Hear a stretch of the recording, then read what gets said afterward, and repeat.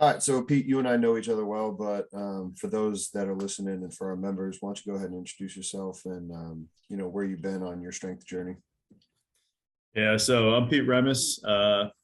Basically, been a lot of places, but went to undergrad at Springfield College in Massachusetts. I did my master's there as well, and then did a number of internships. First internship, Yale University. I did an internship at Iowa University, the Buffalo Bills. And then when I finished grad school, I did a 1 year internship in the New York Giants. From there, I went on to Florida State. I was at Florida State for 1 year, Iowa for 2 years, Indiana for 2 years, and now I've been at Texas A&M here since the beginning of January. So you're getting ready to move again, right? I hope not. I did not know that you were at Yale too. Yeah, it was like my first internship. I was there for a summer with Chris V, actually, this Springfield as well. Yeah, so that's going to be one of the things. Like, let's just dive into that. You Springfield guys, you're everywhere, right? Like, what do you think makes Springfield College and their strength and conditioning department so special? Well, first of all, Dr. Thompson's been there a long time. I think he does a great job with the graduate program. And kind of the structure they have there with the graduate program is that it's like a 2 year program.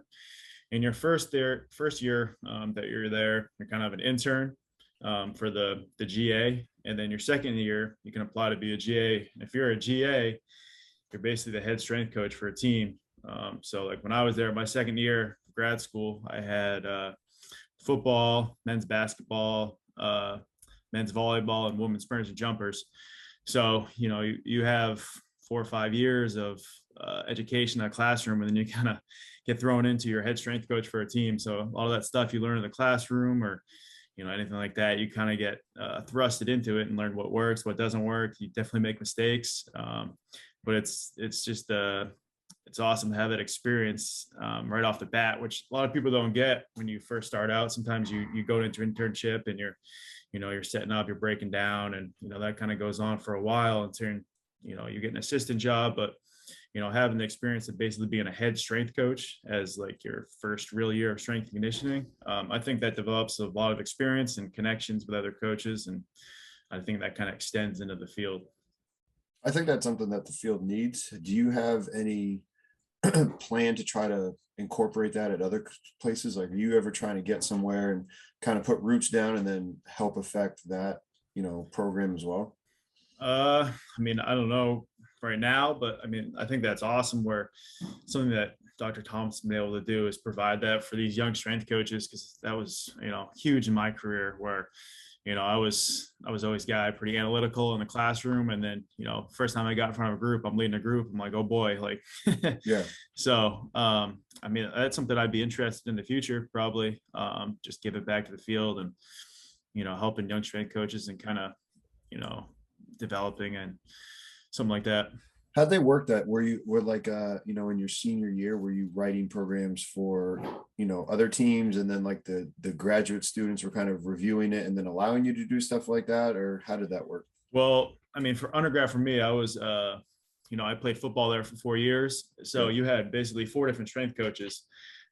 So like I had Yeah. Joel as a strength coach. I had Coach Schmidt, who's in the NBA. I had, a number of different strength coaches too every single year. So that's another connection you make. So 4 years undergrad, and then the graduate program is really the year that you're kind of an intern, and then you're writing programs as like basically the head strength coach. Dr. Thompson will review the programs, but you're dealing with sport coaches, you're dealing with athletic trainers, and you're running your groups and your teams. One of the things that runs common throughout what you were doing was Aaron Wellman.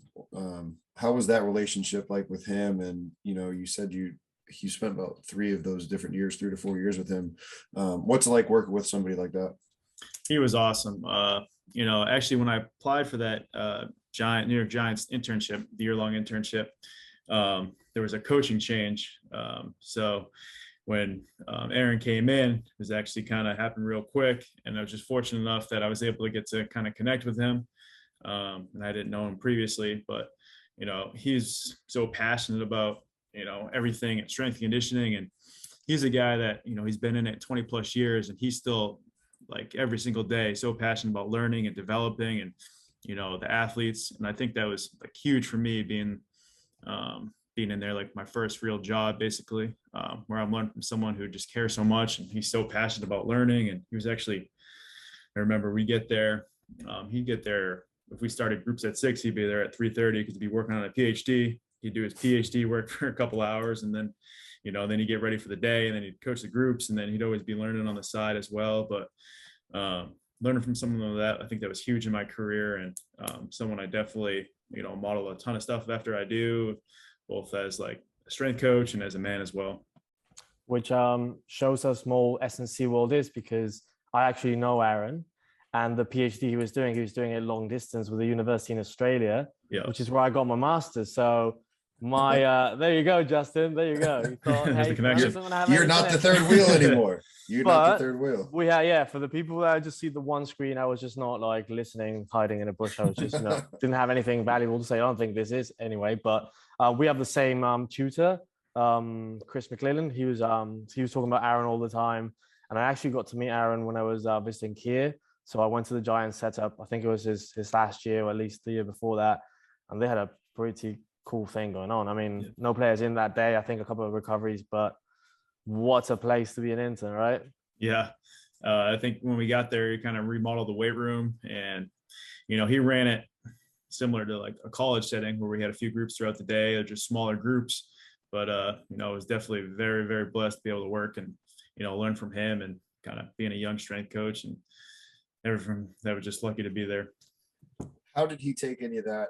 Because you got to see NFL him, and then you got to see college him. What was the similarities? What were the differences? I think the biggest difference is just the time you have with the players. So in the NFL, just with the new CBA, those guys are off. So if you go, they finish in January, you might not see them again for 3.5 months. So you pick back up in the spring, and you really have I think it's like a 2.5 week block as just strength and conditioning, and then they're on the field with the coaches. And then your biggest training time's in season. So you got to do a lot of different things to prepare the athletes. They're going to be on the field in a couple of weeks, and that, and then just dealing with the different ages of players. So you could have a fresh or a rookie who's 19, 20 years old, and then you can have a vet who's 35 years old. So I think one of the biggest things I learned from that is just individualized training. So you're not going to train, guys the same, whether it be positionally, age-wise. There's a huge age gap. Guys have been playing the league for a long time. And I think that was huge, kind of taking it to college, both positionally and as well as like return to play stuff. Because you kind of had to be real individualized, and in terms of return to play, those guys' careers depend on getting back to practice. So you find out what's going to work, what doesn't work, and everything kind of gets expedited in the NFL. And what do you reckon was your compass for decision making in terms of that? Because we all understand, or at least everyone listening to the podcast hopefully understands what individualizing means. But you have all these variables and all these factors weighing in. So what would be, let's say, 3 or 4 key things to understand which road to take?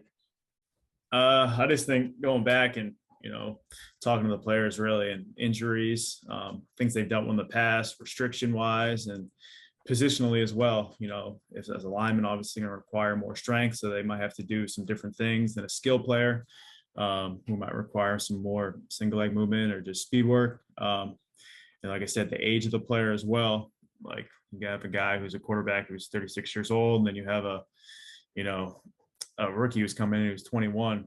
So I think just letting the players guide that as well, and just previous experiences. Like I said, Coach Aaron Wellman did a great job. He's been, his experience of 21 plus years.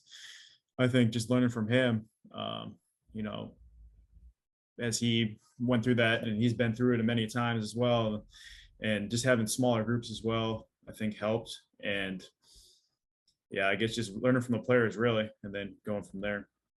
You guys were able to apply that at Indiana too, because, everybody that comes in as a new strength staff, everybody usually is dogging on the staff before them, like, oh, you guys didn't do anything right. But, you guys came from a strength program that seemed to be pretty well structured. I don't know if it actually was, but seemed like they were doing things relatively correct and they had some decent technology. What was it like taking over a program that, at least on the outside, didn't seem like it was a complete shit show? Yeah. So, as you kind of talk to people, and, it seems like in college, not everyone's doing true speed work, or whether it be lifting but I think taken over a staff whose athletes have done true speed work, they've done kind of like a model that they're similar to, whether it be like a high-low split and then doing tempo work, kind of the terminology, as well as some of the movements and some of the speed work you do. I think that helped a lot, just because there was already some buy-in in terms of what worked previously, and then kind of what we're implementing as well. So I think that was huge. How about, what were some of the things, you talk highly of Wellman. What were some of the things you took from Cam? Because, Cam came from the private side and had, again, you talk speed work and understanding kinematics and whatnot, but Cam was a guy that a lot of people are probably familiar with. What was it like working with him and trying to, learn from him, sharing an office with a guy like that? Yeah, Cam's awesome. And, before I had took the job there, I've always read Cam stuff like since forever. So that was awesome to get to work with Cam. And, sometimes you read people's stuff and they're like extremely smart, but then you get to see them, they don't actually apply it, or it doesn't work in a group setting. Cam was real good at being like very analytical, and he was able to take everything he's learned and apply it to a group setting as well, or apply it to athletes or the situation we're in. So I think that was something he was really good at, is he had these ideas, or everything from the 1080 or different movements or different everything he wanted to do, and then able to apply it. And I was able to learn a ton from Cam, and that was another blessing to be part of that staff and learn from Cam and Wellman and everyone there. You talk about the 1080. I know that you were running the catapult when you were at Iowa, and I think you were doing stuff with that at Buffalo, right? Yeah, I mean, it's helping out. So, yeah, so like you've had a good amount of experience with technology. Was the 1080 the first time you saw the 1080? Was that at Indiana? And then just kind of talk about the different things that you've learned using the different technologies over your time. Yeah. So that was the first time I've read. I remember when Cam had one at DeFranco's, and I had read that, and kind of like the individualized sprinting they were able to do. And that's when I got real interested with, resistance sprint training, and, kind of individualizing sprinting as well, because everyone talks about, individualizing in the weight room, but then able to individualize loads in terms of what guys need, whether it be force deficient or velocity deficient. But, that was the first time I got to see that, and that was cool, kind of taking guys through that, and, seeing where their deficiency lies, or, what they needed more of. Another thing we had there was the elite forms. So I guess similar to Tendo, but we were able to do a lot more stuff, just velocity-based training, and, training on zones, or, finding out guys, if you're training a lineman, you're probably gonna need something different than a skill player. So, for speed strength or training power or strength, keeping those guys in certain zones and regulating weights.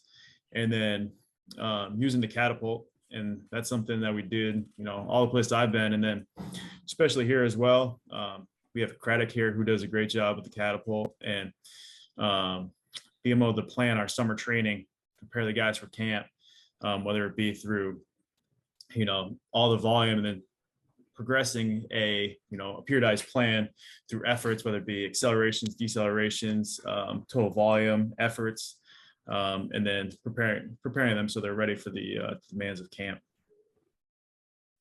What would what, in your opinion, with that design of Craddock and Jimbo, because I heard some of the stuff that he was talking about that you guys are doing down there when he talked at the Vegas conference, and it sounded like you guys are doing some pretty amazing things in terms of his ability to analyze film, and like you talked about with practice design.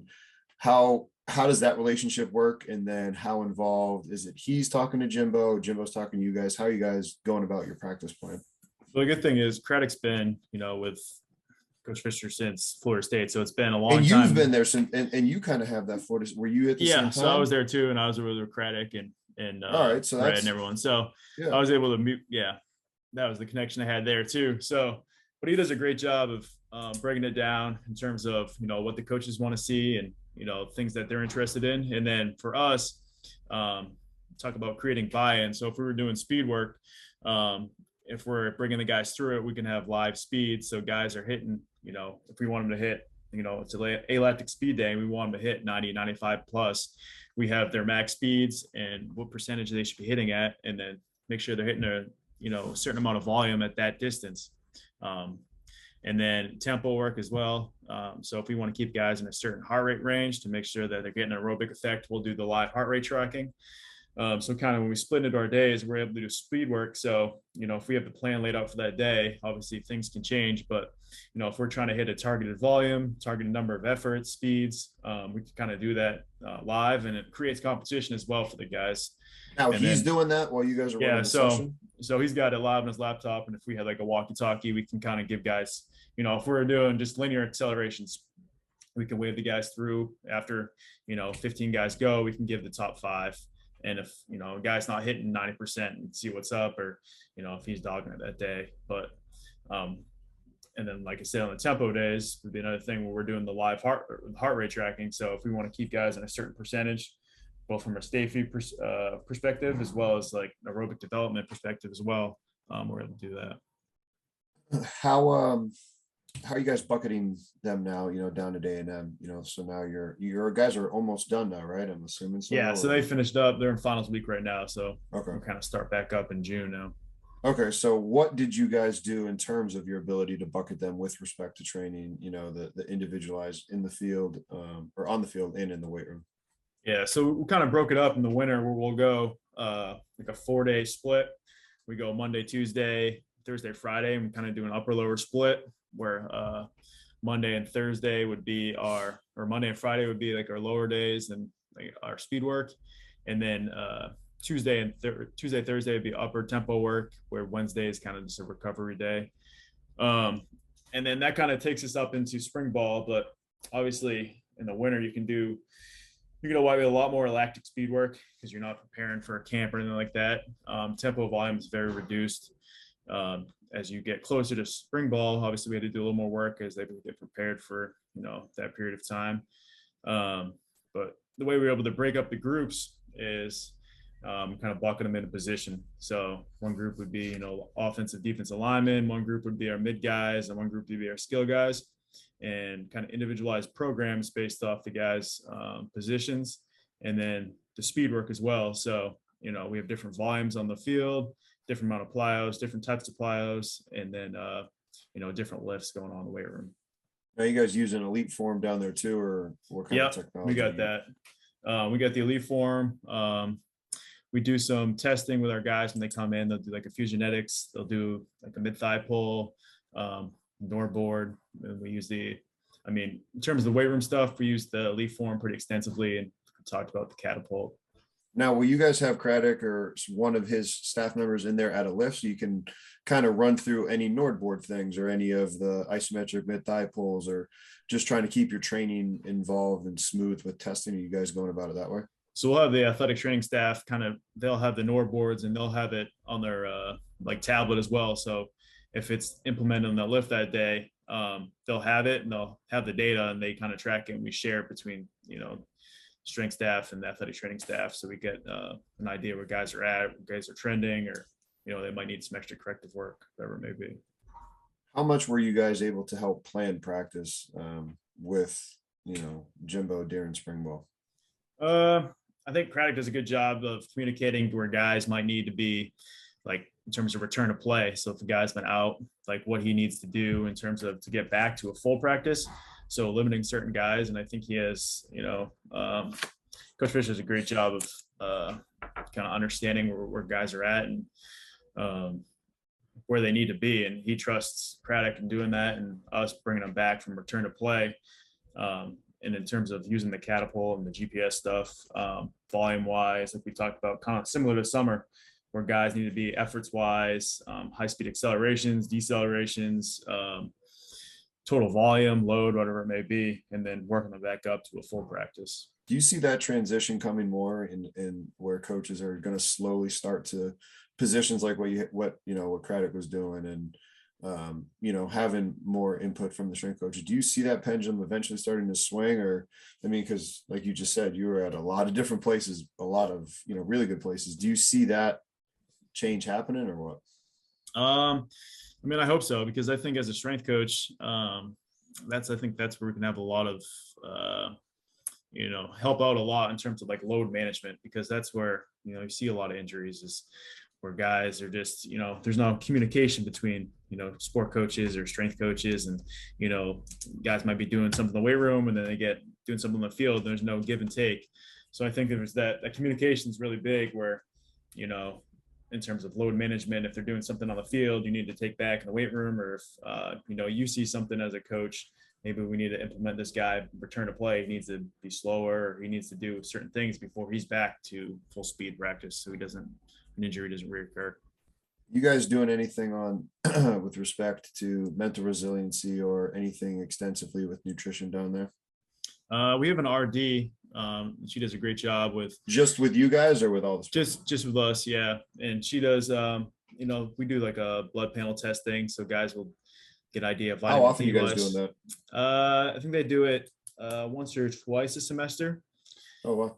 So guys will get an idea, especially like vitamin D, which is huge. And then in terms of like learning how to prepare meals and getting shakes and body weight and body comp, I think she does a great job educating the players, which is obviously huge in the college setting.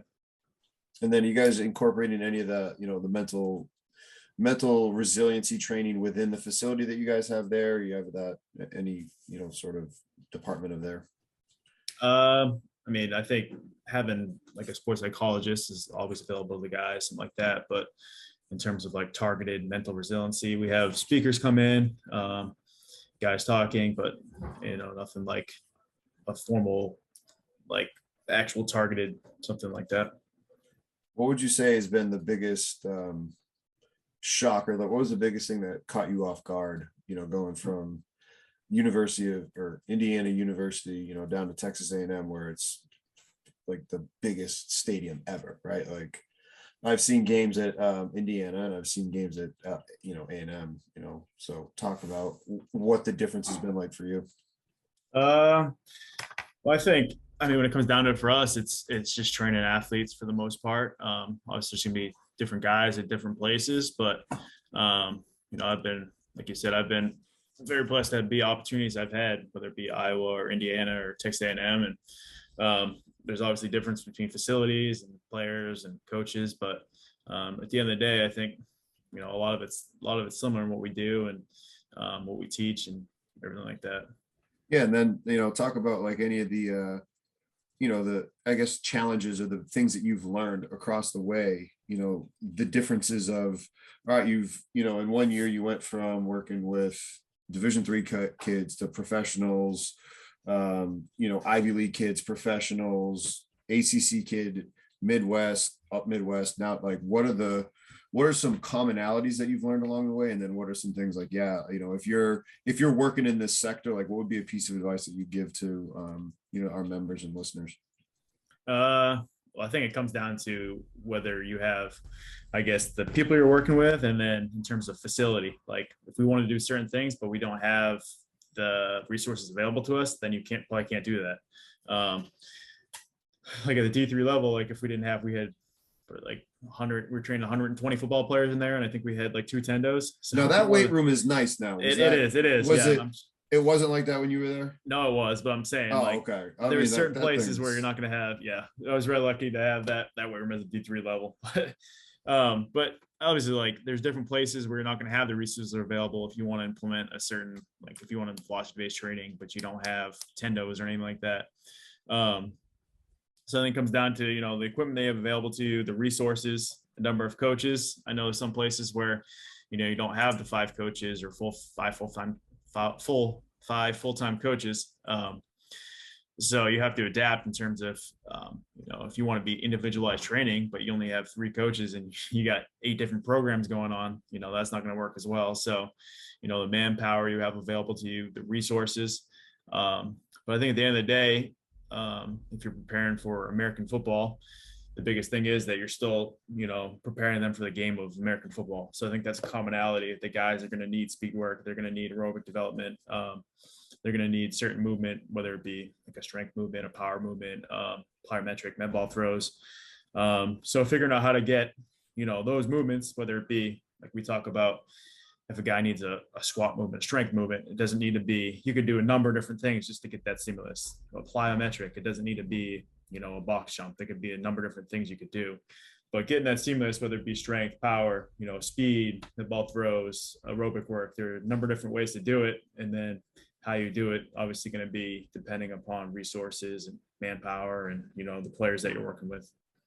Do you think your experience working in the NFL and with a head strength coach who has navigated the NFL has kind of benefited you for the current name, image, and likeness landscape that is now within college athletics, especially being at Big Ten and now SEC schools? Like back in the day, as the college strength coach, like, oh, you made money, the kids made nothing, right? And you could kind of rule with an iron fist whether you did or didn't. But then in the pros, it was like, hey, you're just nothing, right, compared to the amount of money that the players make. Now you see the kids that are actually making money. Do you think your experience navigating that before this name, image, likeness landscape has given you a leg up? And if you do, what would you give to, any of those, the big time coaches out there at the big time schools? I haven't really noticed anything different, to be honest, in terms of, things going on. It's kind of like you haven't noticed more like Lamborghinis and then the kids just kind of being like, fuck you, like give me a better individualized plan, man. Like the only Lambos in that parking lot is Antonio Cromartie, who played 12 years in NFL, and he works as an analyst here. So, but none of the players. So like I said, I'm sure there'll be more stuff as everything starts popping up, but as of right now, even in the NFL, I think guys, obviously they had a lot more money, but I was fortunate to be there. Guys were respectful in terms of, if you were a coach or, you were bringing them through a program, they weren't. I'm sure there were certain guys that kind of looked at you if you told them to do something, but for the most part, guys were respectful, and that wasn't really the power dynamic based on the pay. Do you have the itch to go back to the NFL after being there so frequently? Right now, I really enjoy being. There's a little bit of a pause there. That means yes. Pete, I don't know you, but that means yes. A little bit of a pause. Like I said, there's definitely pros and cons to both of them as well. Right now, being in, not as long into strength coach, I think being able to develop as a strength coach in the collegiate setting is a lot easier because you get to do, like I said, you're with the guys a lot more. You get to do a lot more training. You get to lead a lot more groups. You get to do a lot more things. And then the biggest thing I think is seeing these guys develop over 4 or 5 years. You get, like a 17, 18-year-old kid and seeing them go through 4 or 5 years, and you get that relationship with a player. Whereas in NFL, I've been. Yeah, but you're never there that long. You leave after 2 years. Like you never get to see that. Justin, I don't think that itch has been fully scratched. Yeah, exactly. Like I'm just saying it's different in the NFL where it's definitely a business where you have I've been in a place where guys have been there for 2 days and he gets cut after a set of bench press. So it's definitely a lot different. And, and right now I do enjoy being in the collegiate setting. Well, sort of like, I'm just going to jump in. Sort of like it feels, even if it's like a different sport, isn't it? Because the rules and the environment and the human dynamics are so different that I don't think you can actually relate. There's a ball being chucked around and guys tackling and stuff, but from the connection side of things, if you're thinking about the 4 core actives of sport, or even like the interaction between the environment, the athlete, and the task, I know that's fully focused on physical aspects, but like you said, it's just maybe the money, maybe not the money, maybe the pressure of being cut, maybe being there to support your family versus, studying and one day wanting to be somewhere else. So it's, like I would guess, you've been in both sides, but it's like a completely different sport, isn't it? Yeah, like you said, I don't think you're developing the person as a whole as much in the NFL as you would be as a 17 or 18-year-old kid where, they're there to, perform their job, and you're not with them as much, and they have their job is to play football. And you don't have to deal with class either. Like that must have just been so fucking nice, right? Like seriously. Yeah, that made scheduling a lot easier too. You could practice right in the middle of the day or whatever. Are you guys able to do online classes more there now with COVID? Does that help you guys out? That was the case for the most part, and I think guys are definitely getting back to class now and scheduling. Well, that's because COVID doesn't exist in Texas. It never did. Yeah, maybe. But I mean, obviously you still deal with classes, guys going to classes and everything like that. Obviously the schedule is set up differently, and the time that you have with them is different. So some of the things you're doing with the players is different. Where NFL, you kind of have, like I said, everything gets expedited, where you have 2 weeks and then all of a sudden they're running full speed go routes on the field with the coaches. So Yeah. whether you want to start with extensive work and build up over time, but you kind of have to, push the envelope a little bit, kind of teeter that line, because they're going to be, whether you like it or not, running, doing stuff on the field in 2 weeks, where in college you have, that 8 to 9 week block where you kind of, and you also don't have through. as nearly long of a break off of it, because I mean, if you guys play in a decent bowl game, at most you're looking at like 2 to 3 weeks off. 2 3 right? weeks. I guess your biggest time would be, May, but you just came off a whole winter and spring, and then that's what, 3.5, something like 3 weeks, something like that. So it's not like like you said, 3 months.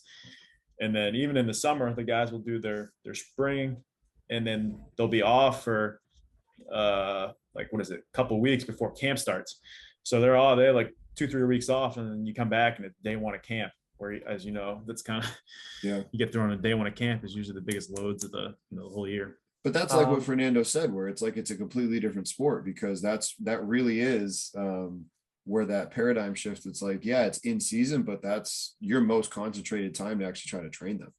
Yeah. I was going to bring something. I would probably like help you with your, well, not won't help you, but it might piggyback on your answer. But on that trip to America, not the Giants, a different NFL team. I don't even remember how I got there.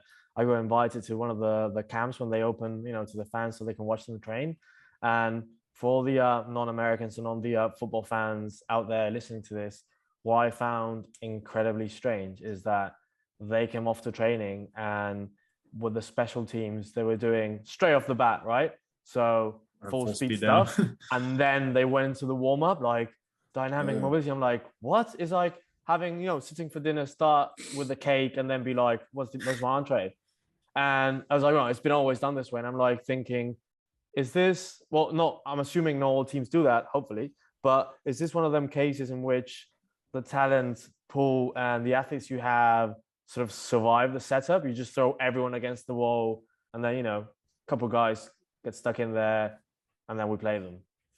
Well, I think it definitely depends on the organization as well. And that's why it is important to have, those talks with sport coaches. But like that, what's the quote? Yeah, you're going to get old school coaches that are yeah. like, oh, we got to be ready to go right off the bat, right? Like, when the ball's kicked, we got to, and it's just like, I mean, some NFL teams don't even do it. They literally don't do a team warm up, or they do it for like a minute and then they just kind of go. They just sort of clapped something, and then a wide receiver just sprinted out like 80 meters or whatever and just caught. Did they do jumping jacks and spelled the team name and then did it? No. There was some like synchronized screaming though, which was great. It felt like it was rehearsed, like one of those flash mobs, Yeah. But I'm like, that dude just sprinted in a curve and caught a ball, which is pretty impressive that he didn't get hurt. But that was the first thing he did, and then he moved into like the world's greatest stretch, and I'm like, okay.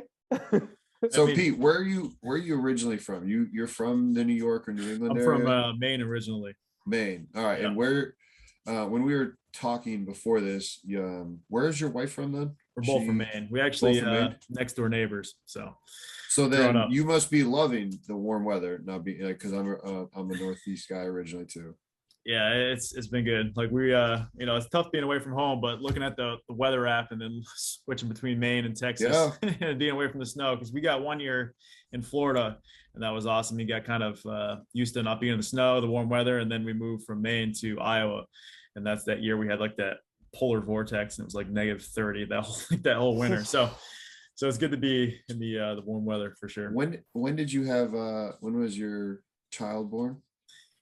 Yeah, so we just had a baby, and I think so we had her in November, and then we came down here in December. So oh my God, that was I remember getting the phone call from Red, and then my wife Hannah asked me, who was that? It's like, well, what do you think about going to Texas?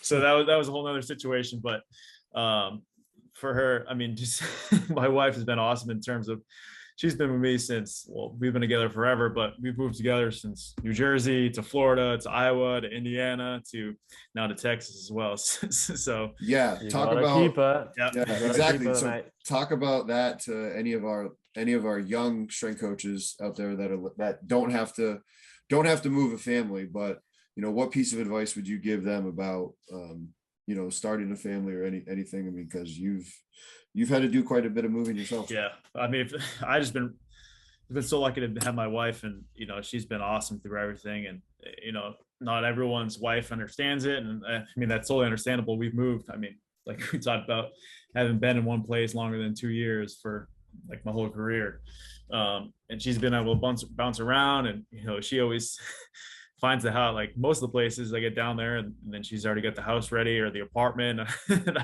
everything's set up, and I just go to work. But what does she do for work? So she still has her job from when we lived in Florida. So she actually, when we were in New Jersey, she got a real estate license. I remember her studying, staying up late, getting it done, and she got a real estate license and passed the test. And then a few months later, we're moving, and the real estate license didn't transfer from New Jersey to Florida. So that wasn't great, but she works for, argument. But she works for a real estate company in Tallahassee, and she's able to work from home, which is obviously awesome. Makes things easier too with moving and having a child. But I think the biggest thing is just communication. So I kind of, before we got engaged, I didn't know what exactly the extent of moving would be, but what it was going to be like. And she was on board, and she's been on board the whole time, and she's been awesome through the process. And I know not everyone has that, but I've been extremely lucky to have her. I can't tell you what's it going to be, but I can tell you it's going to be bad. I'm in. Yeah. So yeah, and then hopefully being here a longer period of time.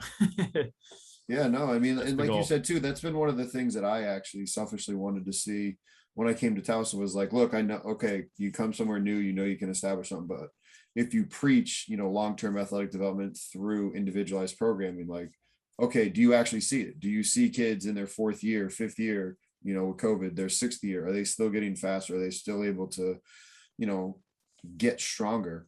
So, I mean, I think that is something that you would get to enjoy to see, if the opportunity presents itself. And that's what we're trying to do. We're setting up all our profiles right now. We want to have some objective data as we look over 3-4 years, and if what we're actually doing, we think we're doing the right thing. Are they improving in speed? Are they improving in certain metrics and things we're looking at from an objective standpoint? Who's been the freakiest? Oh, I was gonna jump in before we because I'm just got hung up on the whole personal thing. I reckon it's in terms of like, I'm not looking for any tips, right? I'm good with that one. I mean you can ask my ex, but the new one. Yeah, I'm the funny guy in the podcast, allegedly. No, what I meant is I know it's sometimes not down to us to pick where we work or and whatnot, but I think I've seen in people through the podcast and different choices where you want your career to go. If your career is always picking up the next phone, sort of like this rabbit hole that might never end, is a constant gamble, or if you want to settle down, and that's why we put you in the crossroad where with the question, well, I was Justin actually, good for a friend, if you would return back to the NFL, because the decision making and one of the big points we make at Strength Coach Network with people is you're not your job. So the whole thing of saying, hey, at least for a couple of years, I want to see my work through, just these kids, this long-term athlete development. And, if you have any advice on that for the people that might not even know what they want to do, what comes first? You just either pick what you want to do or you see where the river flows.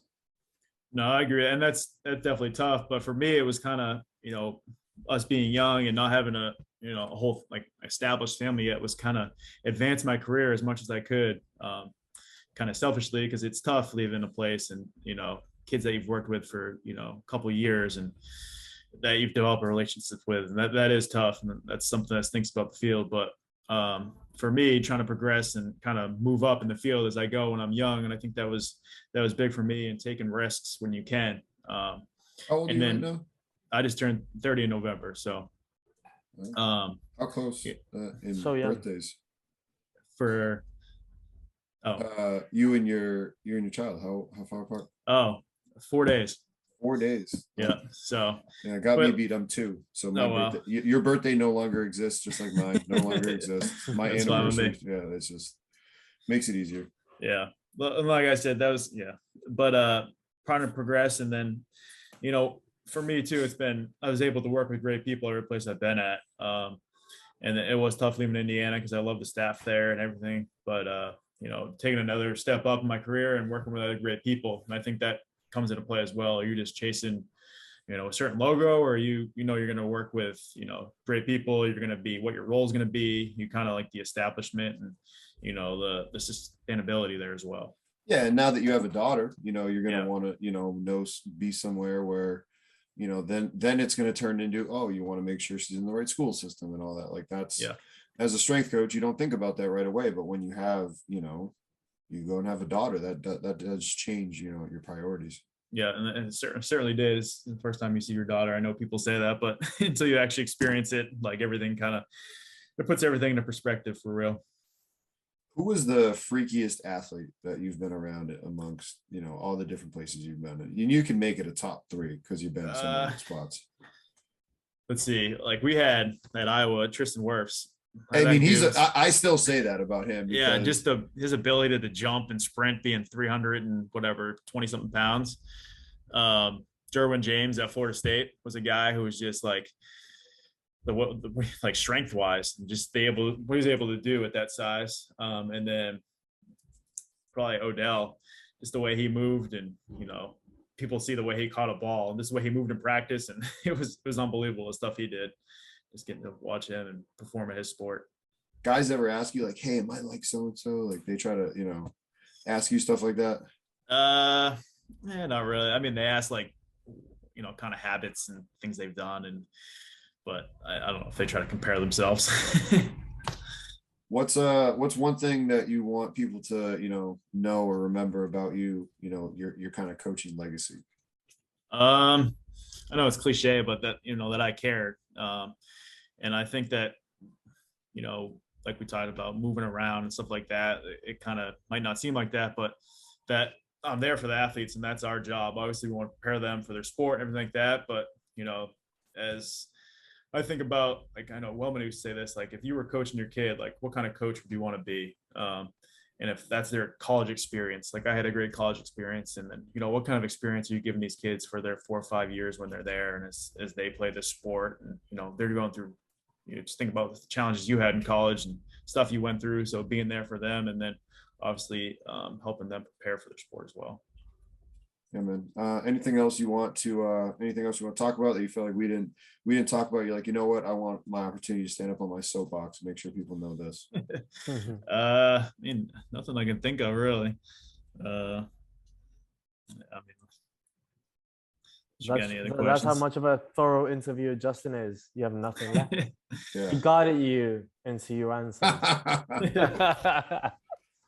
Where can people, if they're interested in following more of what you're doing on social media or you know, anywhere else, where's a good place for people to check you out? Well, I have a Twitter, but I don't have any tweets or anything. I mean, they could email me or anything like that. Yeah, where can anybody reach out to you if they want to, you know, if they want to ask you some more questions? Because they could. I'd love to. You've been around the block. My email is Peter, like my name, .j.remmes, my last name, REMMES @gmail.com. And yeah, and like I said, like I don't pretend to know everything or, you know, anything like that. And I'm very lucky to be in the position I am.